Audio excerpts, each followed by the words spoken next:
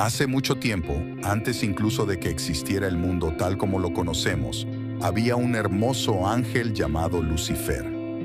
Él era una de las más magníficas creaciones de Dios en el cielo, conocido por su inteligencia y belleza radiante. Su posición elevada y liderazgo en la adoración a Dios lo convertían en profundamente admirado en el paraíso celestial.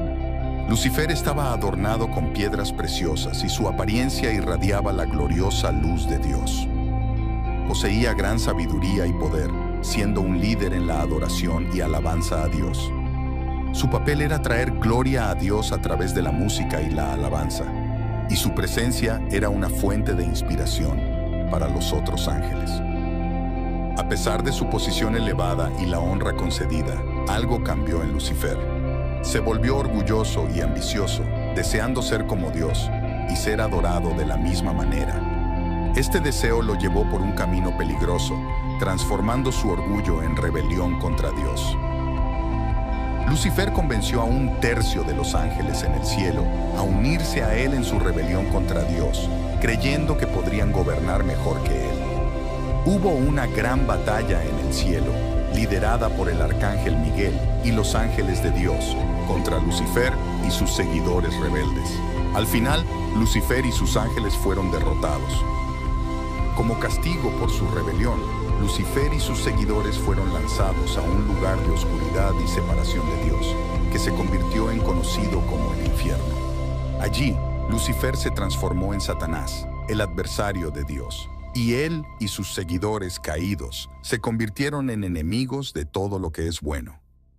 La historia de Lucifer y su caída es un relato poderoso y sombrío sobre los peligros del orgullo y las consecuencias de la rebelión contra Dios.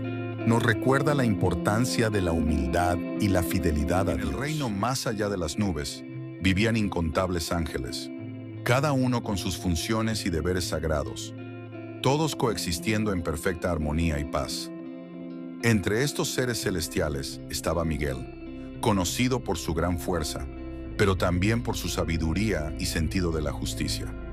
La vida de Miguel en el cielo estaba llena de alegría, propósito y la serena belleza del reino divino. El propio cielo era un lugar deslumbrante, con calles de oro que brillaban bajo la luz eterna, y ríos tan claros como el cristal que fluían a través de exuberantes jardines. Flores que nunca se marchitaban y árboles llenos de frutos resplandecientes como joyas adornaban ese paraíso. Miguel pasaba sus días protegiendo las puertas celestiales y garantizando la paz entre los habitantes del cielo. Era un líder entre los arcángeles, respetado y amado por su lealtad a la voluntad de Dios y su compasión por todas las criaturas. Sin embargo, la paz no duraría para siempre. Entre los ángeles había un ser llamado Lucifer, cuyo esplendor superaba al de todos los demás. Brillaba como la estrella de la mañana, pero el orgullo comenzó a llenar su corazón. Lucifer quería ser el más importante de todos, incluso por encima de Dios. Estos pensamientos oscuros trajeron tristeza al cielo, pues iban en contra del amor y la unidad que reinaban allí. Un día Lucifer decidió rebelarse contra Dios.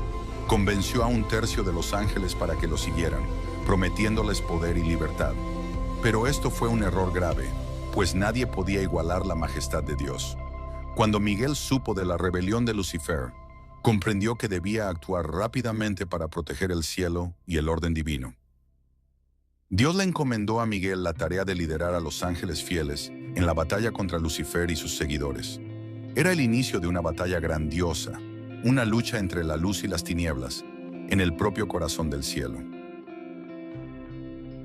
El día de la batalla, el cielo se llenó con el sonido de espadas y el brillo de las armaduras celestiales.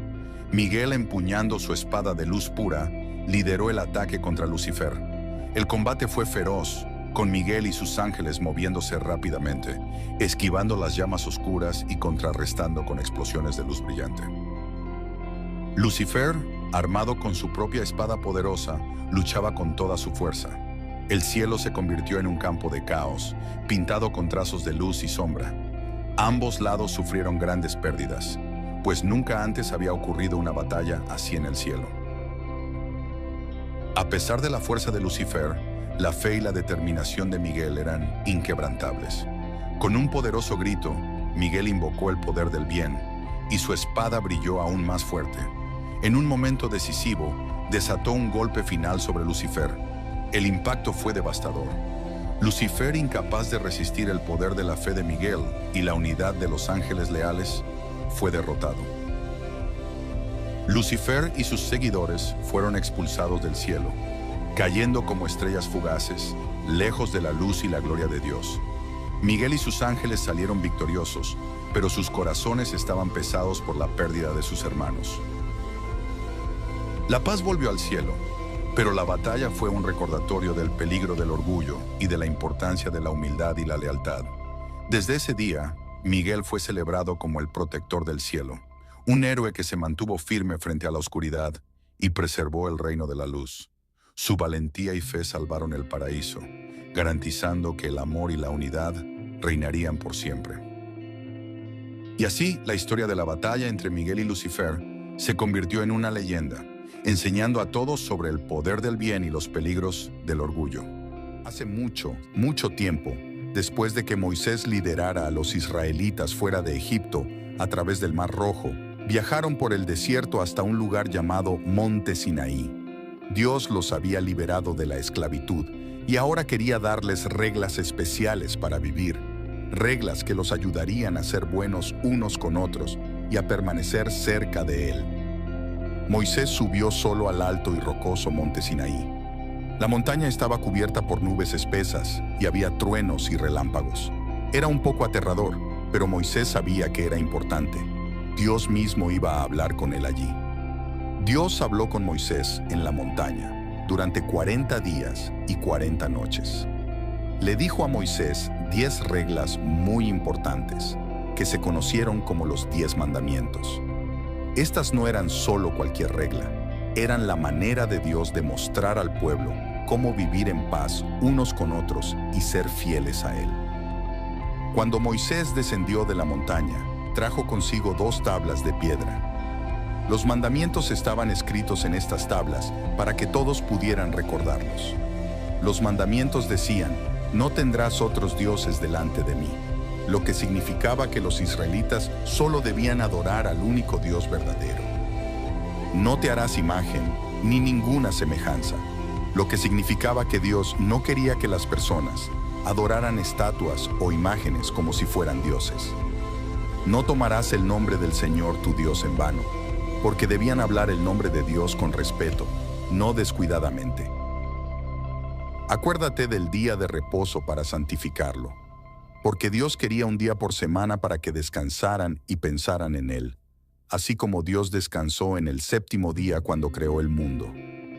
Honra a tu padre y a tu madre, lo que significaba que debían respetar y cuidar de sus padres.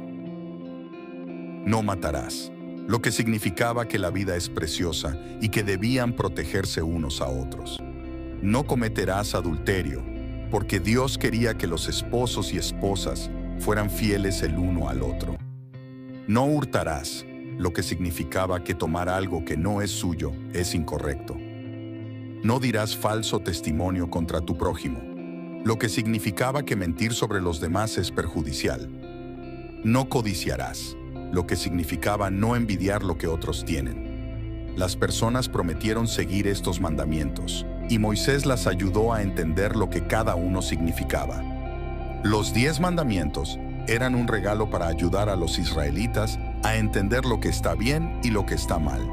Eran reglas para vivir que los mantendrían seguros y felices. Hace mucho tiempo había un hombre llamado Jonás, conocido por su sabiduría, pero a veces terco.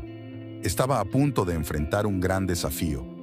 Jonás era muy bondadoso, y la gente de la ciudad acudía a él en busca de ayuda, pues él era sabio y daba buenos consejos.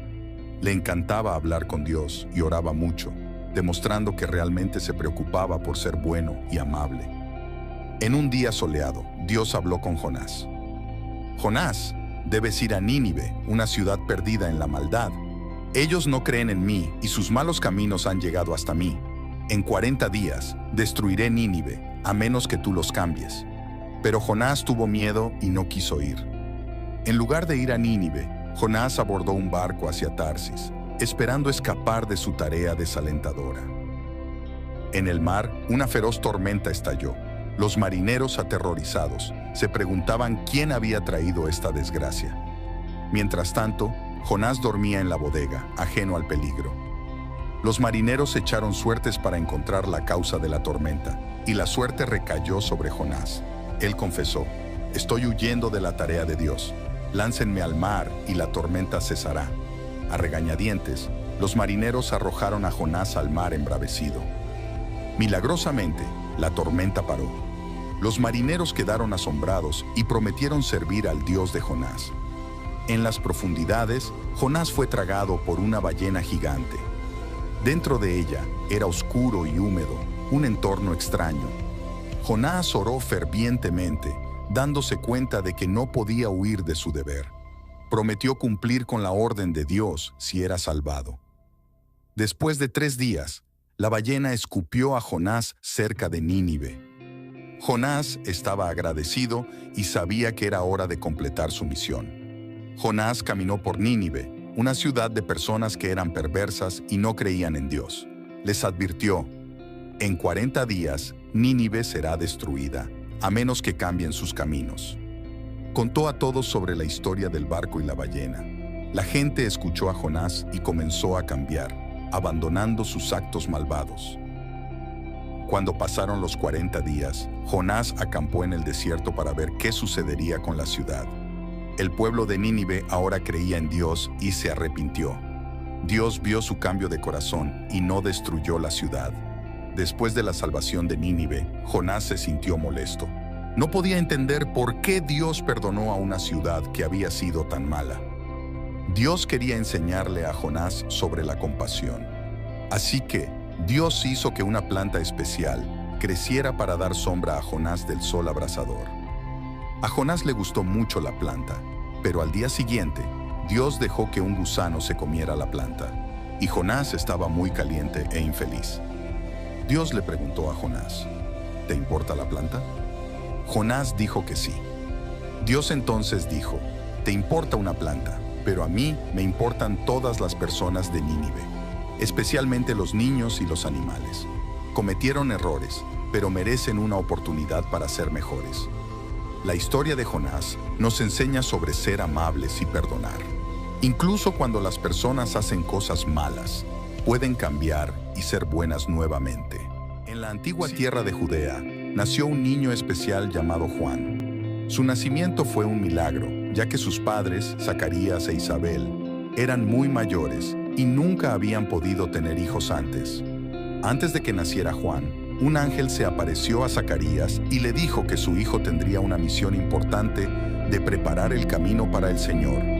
A medida que Juan crecía, se volvía diferente de los demás. Vivía en el desierto, lejos de las ciudades y pueblos. Su ropa estaba hecha de pelos de camello y llevaba un cinturón de cuero alrededor de la cintura. Juan comenzó a predicar a la gente en el desierto.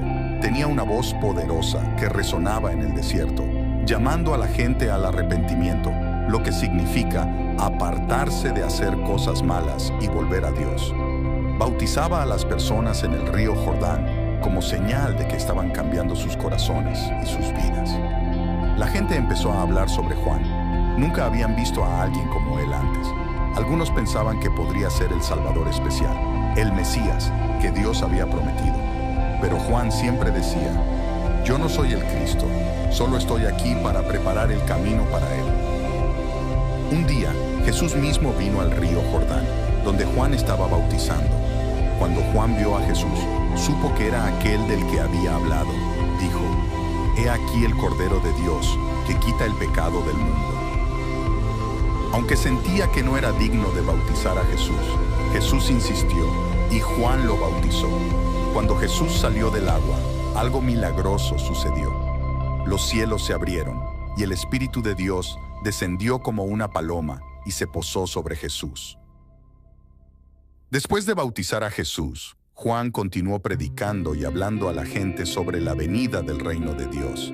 Pero no a todos les gustaba lo que Juan decía. Era honesto y enfrentaba a las personas, incluido el rey Herodes, cuando estaban haciendo cosas malas.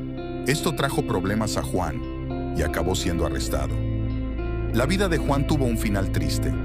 A petición de la hija de Herodes, instigada por su madre, Herodías, que no gustaba de sus críticas, Juan fue ejecutado. El papel de Juan en la Biblia nos enseña sobre la importancia de ser valiente y hablar la verdad, incluso cuando es difícil. Hace mucho tiempo, en una región llamada Galilea, vivía un hombre llamado Jesús. Era un maestro que enseñaba a las personas sobre el amor de Dios y cómo vivir de manera que le agradara. Jesús se hizo famoso por su sabiduría y los milagros que realizaba, atrayendo personas de todas partes para escucharlo hablar. Un día, Jesús vio una gran multitud reunida para escucharlo y decidió subir a la cima de una montaña para que todos pudieran verlo y escucharlo bien. Sus amigos más cercanos, llamados discípulos, lo acompañaron. Fue en ese momento que Jesús pronunció uno de sus sermones más impactantes, conocido como el Sermón del Monte. Jesús comenzó su sermón con las llamadas bienaventuranzas, que eran bendiciones dirigidas a las personas que generalmente eran olvidadas o estaban pasando por momentos difíciles.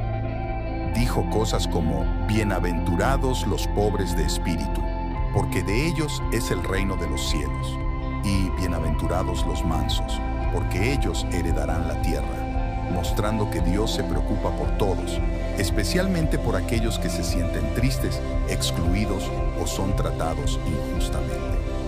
Luego Jesús habló sobre la importancia de amar a los demás, incluso a nuestros enemigos. Enseñó que, en lugar de vengarnos de las personas que nos lastiman, debemos ser amables y perdonarlos. Esta era una idea nueva para muchas personas, ya que estaban acostumbradas a ser amables solo con sus amigos.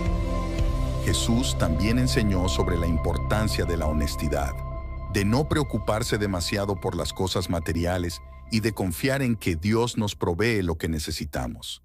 Habló sobre no juzgar a los demás y sobre tratar a las personas de la manera en que nos gustaría ser tratados, lo que se conoce como la regla de oro. Él enfatizó que amar a Dios y amar a los demás son los mandamientos más importantes, mostrando que el amor es más importante que simplemente seguir reglas. Después de terminar su sermón, las personas quedaron asombradas. Nunca habían escuchado a alguien enseñar como Jesús antes. Sus palabras estaban llenas de bondad, esperanza y amor. El Sermón del Monte sigue siendo extremadamente relevante hoy en día. Nos enseña cómo ser amables y buenos unos con otros, mostrando que la humildad, la preocupación y el amor son lo que realmente nos hacen felices y nos acercan a Dios. En el libro de la Biblia hay una historia sobre cuando Jesús se encuentra con el diablo. Después de ser bautizado, él fue a un gran desierto solitario para pasar tiempo a solas. Quería orar y hablar con Dios. Jesús estuvo en el desierto durante 40 días y noches sin comer nada, así que tenía mucha hambre. Mientras Jesús estaba en el desierto, ocurrió algo complicado. El diablo, un espíritu maligno que intenta hacer que las personas hagan cosas malas, vino a tentar a Jesús. El diablo sabía que Jesús tenía mucha hambre, así que le dijo a Jesús: «Si eres el Hijo de Dios, di a estas piedras que se conviertan en pan». Pero Jesús sabía que era incorrecto usar su poder solo para sentirse cómodo, así que dijo: «Está escrito, no solo de pan vive el hombre, sino de toda palabra que sale de la boca de Dios». Luego, el diablo llevó a Jesús a la ciudad santa, Jerusalén, y lo hizo pararse en lo más alto del templo. El diablo dijo: «Si eres hijo de Dios, échate abajo, porque está escrito, a sus ángeles mandará acerca de ti, y en sus manos te sostendrán, para que no tropieces con tu pie en piedra». Pero Jesús respondió: «También está escrito, no tentarás al Señor tu Dios». Finalmente, el diablo llevó a Jesús a una montaña muy alta y le mostró todos los reinos del mundo y su gloria. El diablo dijo: «Todo esto te daré si postrado me adoras». Pero Jesús dijo: «Vete, Satanás, porque está escrito, al Señor tu Dios adorarás y a Él solo servirás». Después de eso, el diablo dejó a Jesús. Jesús demostró que era más fuerte que cualquier tentación. Esta historia de Jesús siendo tentado en el desierto nos enseña que a veces tenemos que enfrentar decisiones difíciles, pero podemos elegir hacer lo correcto, incluso cuando es difícil. Jesús usó las palabras de Dios para ayudarlo a tomar las decisiones correctas. Esto nos recuerda que cuando sabemos lo que es correcto y verdadero, podemos resistir firmemente cualquier tipo de tentación. Hace mucho tiempo, existían dos hombres muy diferentes. El primer hombre era muy rico y vivía en una casa grande y hermosa. Él usaba las ropas más elegantes y comía los alimentos más deliciosos todos los días. No muy lejos de su casa, justo al lado de la puerta, había otro hombre llamado Lázaro. Lázaro era muy pobre y estaba enfermo. No tenía una casa, ropa buena y siempre tenía hambre. Todo lo que quería era comer las migajas que caían de la mesa del hombre rico. Incluso los perros venían a lamer sus llagas, haciéndole compañía. El hombre rico veía a Lázaro, pero nunca lo ayudaba. Continuaba viviendo su vida llena de diversión y abundancia, sin preocuparse por aquellos que estaban en necesidad a su alrededor. Entonces, un día, Lázaro falleció, y los ángeles lo llevaron a un lugar especial llamado cielo, donde ya no tenía hambre ni dolor. Allí estaba consolado y feliz. El hombre rico también falleció, pero se encontró en un lugar de sufrimiento llamado infierno. Estaba en gran dolor y con mucha sed, pero había un gran abismo entre él y Lázaro, y no podía alcanzar el lugar donde estaba Lázaro. El hombre rico clamó: «Padre Abraham, ten misericordia de mí. Envía a Lázaro para que moje la punta de su dedo en agua y refresque mi lengua, porque estoy en agonía en este fuego». Pero Abraham dijo: «Hijo, recuerda que durante tu vida recibiste cosas buenas, mientras que Lázaro recibió cosas malas. Pero ahora él está consolado aquí y tú estás en agonía. Además, hay un gran abismo entre nosotros y ustedes, de modo que aquellos que desean pasar de aquí a ustedes no pueden, ni alguien puede cruzar de allá para nosotros». El hombre rico entonces pidió si Lázaro podía ser enviado para advertir a sus hermanos, para que no terminaran en el lugar de sufrimiento también. Abraham le dijo que sus hermanos podían escuchar las palabras de Moisés y los profetas, que nos enseñan cómo vivir bien. A medida que la historia concluye, el mensaje se vuelve claro. La vida no se trata solo de la riqueza que acumulamos o los placeres que disfrutamos, sino del amor que compartimos, la ayuda que damos y el legado que dejamos.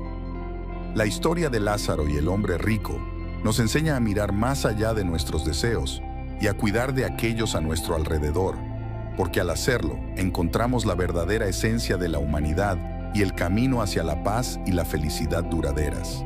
Un día, Pablo estaba orando cuando, de repente, un remolino de luz apareció delante de él. En un abrir y cerrar de ojos, Pablo se vio flotando por el cielo, subiendo cada vez más alto, pasando por las nubes hasta llegar a un lugar como ningún otro. Aterrizó suavemente en un suelo hecho de nubes que brillaban como diamantes. Este no era un lugar común. Este era el paraíso. La primera cosa que notó fue la música.